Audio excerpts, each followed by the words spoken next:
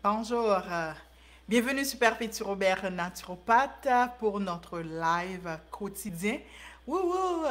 On a fini avec le mois de mai. Maintenant, on va entamer, c'est le mois de juin, on va entamer avec des sujets qui sont beaucoup plus attribués aux hommes parce que durant le mois de juin, on va fêter la fête des pères. Donc, si vous êtes un homme, je vous invite vraiment à partager le live avec les hommes. Euh, Bien qu'ils ne sont pas trop nombreux. Donc, je vous invite à partager. Et aussi, ce sont des sujets qui vont également, dans un certain sens, être attribués aux deux sexes parce que souvent, les problèmes de santé sont aussi, ils affectent les hommes de façon différente, mais en réalité, la base est toujours la même, que ce soit pour les hommes ou pour les femmes. Tout avant de commencer, je vous invite vraiment à partager le live avec vos amis, la famille. Et moi, c'est ce que je vais faire là maintenant.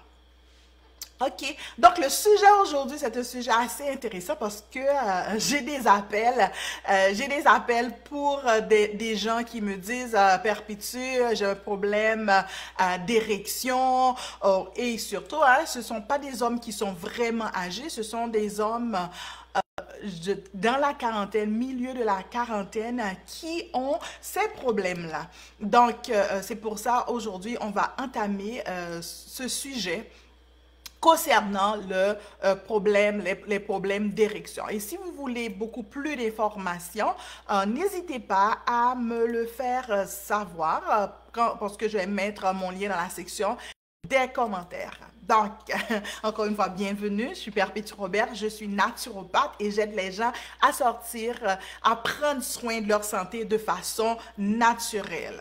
Donc, problème de dysfonction érectile, ok? C'est un sujet assez touché pour les hommes. Pourquoi? Donc, beaucoup de gens essaient d'expliquer cette condition et de vous dire que cela, ça peut venir de l'anxiété, ça peut venir aussi de la dépression, ça peut venir aussi de la maladie cardiaque, un taux de cholestérol qui est élevé, qu'on en trouve beaucoup en plus de gens qui le font, problème d'hypertension artérielle aussi, problème de diabète, problème d'obésité et en fin de compte, on parle de syndrome métabolique qui sont vraiment une combinaison de toutes ces maladies-là. Sans oublier aussi le problème rénal.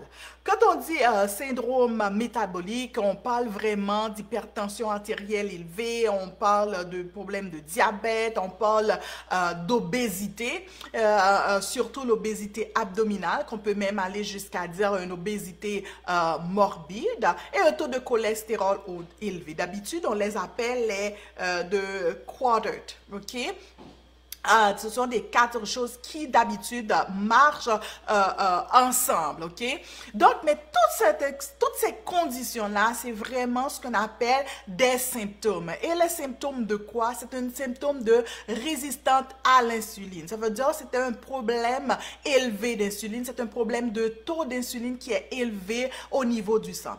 Cela ne ça va pas souvent dans vos tests sanguins. On dit, oh, je suis allé faire mes prises de sang et tout est correct, je ne fais pas de diabète, etc.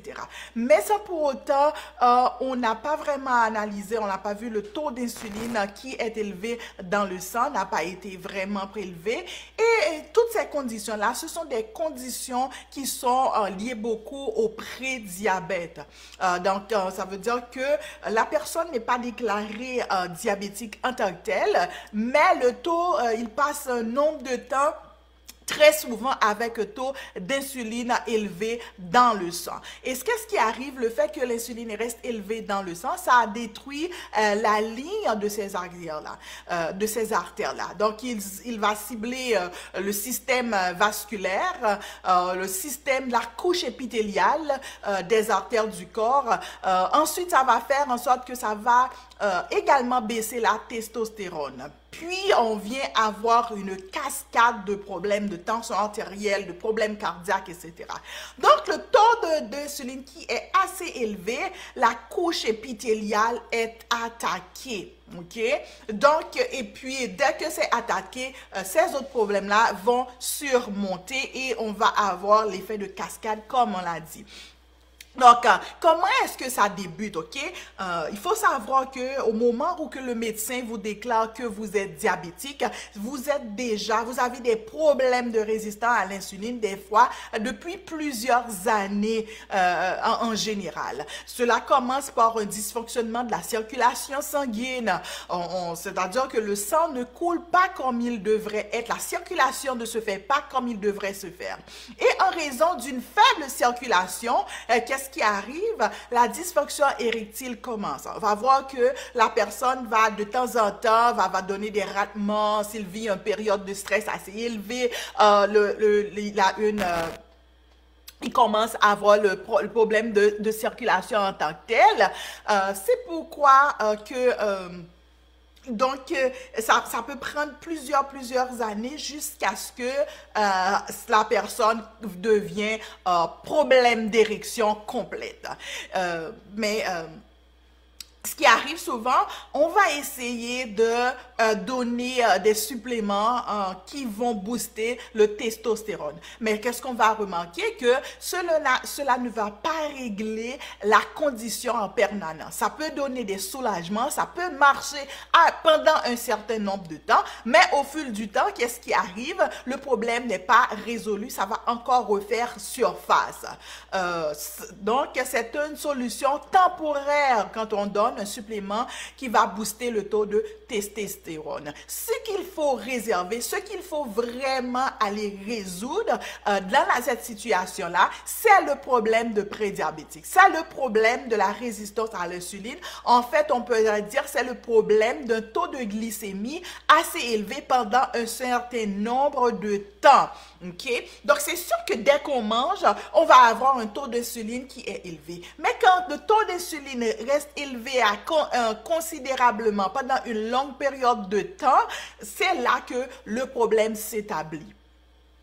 Donc, essayez de prendre du taux de testostérone, ça va donner des solutions temporaires, mais cela ne va pas aider en tant que tel dans votre problème de dysfonction érectile, ok? Donc, c'est quoi les recommandations? Il faut corriger certains problèmes. Et certains problèmes, c'est quoi? C'est vraiment comme on l'a dit, la résistance à l'insuline. Et voilà quelques recommandations qui peuvent vous aider. La recommandation, ce serait d'établir une diète alimentaire qui est assez saine. Une diète alimentaire qui, en majorité, est formée de plantes, ok? Donc, la majorité, moi, je dis toujours aux gens, 70 à 80% de votre alimentation doit provenir des plantes, ok? Arrêter. Deuxième solution, c'est vraiment arrêter ce qu'on appelle de manger à longueur de journée et d'établir un jeûne intermittent. Ça veut dire que on mange à certaines périodes de temps bien déterminées pour donner du repos au corps, pour empêcher que le taux de glycémie passe très élevé. Donc, ce qui arrive, si vous n'avez pas vu mes vidéos sur le jeûne intermittent, je l'ai fait pendant le mois des femmes, je vous invite à aller le regarder. Allez les regarder. Et troisièmement, beaucoup d'hommes utilisent l'alcool. Donc, il faudrait couper l'alcool vraiment, diminuer ou plus précisément, éliminer le tabagisme si vous êtes capable. Là, c'est qu'il y a des choses, on voit que l'effet secondaire de beaucoup de ces médicaments-là vont agir sur la fonction érectile. Donc, cette vidéo-là, c'est juste pour, à titre d'information.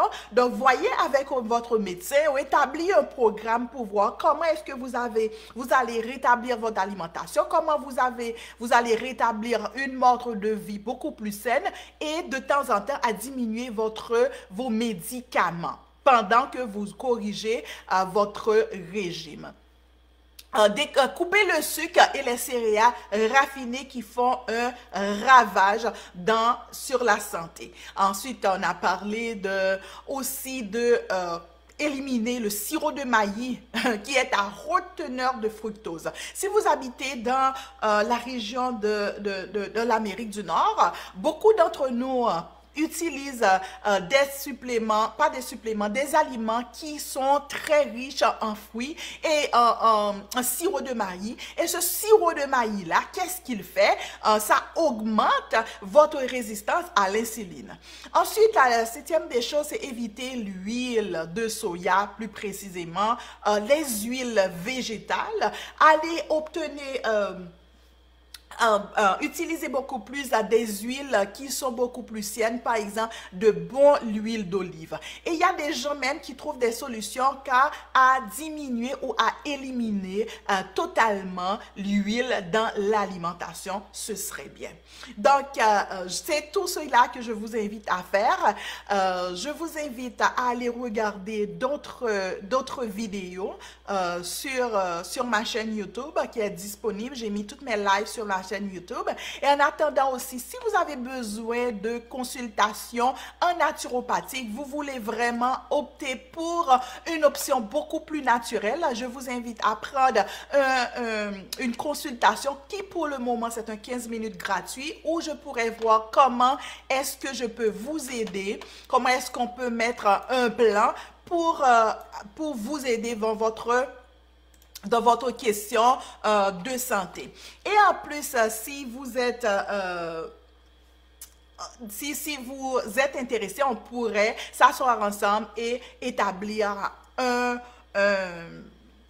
programme ensemble pour que vous puissiez retrouver votre jeunesse, vous retrouver la fonction érectile, les érections qui sont vraiment très, très importantes pour les hommes. En plus, si vous êtes intéressé, si vous êtes un homme, vous êtes intéressé à des cheveux, des produits pour des cheveux naturels, j'en ai que je fais personnellement. Donc, j'ai l'huile Son Ivy. Ça peut être utilisé que sur les hommes et sur les femmes. Ça aide vraiment à assouplir les cheveux et à les pousser. Et ensuite, c'est fait à base de 17 plantes. Et ensuite, j'ai le beurre que j'ai fait à base de moringa et molokia qui sont faits pour vous assouplir les cheveux pour que vous ayez de beaux cheveux. Donc, c'était tout pour aujourd'hui. Perpétue Robert, naturopathe. Et encore une fois, si vous trouvez que ce sont des informations qui sont intéressantes, je vous invite à le partager avec vos amis. Merci et bonne journée.